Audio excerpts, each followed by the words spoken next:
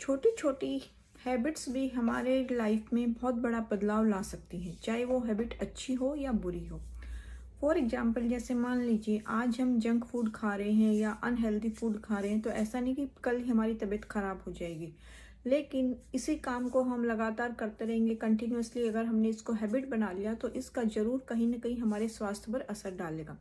Same उसी तरह मान लीजिए फाइनेंस की या सेविंग की या इन्वेस्टमेंट की हैबिट है। आज अगर आपने स्टार्ट कर दिया, चाहे आपने एक छोटे से अमाउंट से स्टार्ट किया, चाहे 50 रुपये से, 100 रुपये से, तो ऐसा नहीं है कि कल ही हमारी ज़िंदगी में बदलाव आ जाएगा या पूरा एकदम से हम चेंज हो जाएंगे, नहीं। बट अगर हमने इसको अपनी हैबिट बना लिया तो इससे क्या होगा कि लॉन्ग टाइम में थोड़े टाइम के बाद, कई सालों के बाद हमें इसका कहीं ना कहीं इम्पैक्ट देखने को पड़ेगा।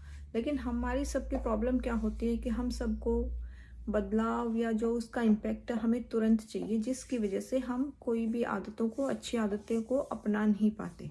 जैसे फॉर एग्जांपल, जैसे हमें बुक रीड करने की आदत अगर डालनी है तो उसके लिए जरूरी नहीं कि आज ही हम पूरी बुक को पढ़ डालें या आधी बुक फिनिश कर दें। बट हमें क्या करना पड़ेगा कि हमें डेली चाहे 1 पेज पढ़े चाहे 2 पेज पढ़े, हमें अपनी हैबिट को बनाना पड़ेगा। अगर हम मान लीजिए डेली एक एक पेज भी पढ़ते जाएंगे तो इससे क्या होगा, हमारी हैबिट बन जाएगी और फिर धीरे धीरे हमें एक आदत पड़ जाएगी।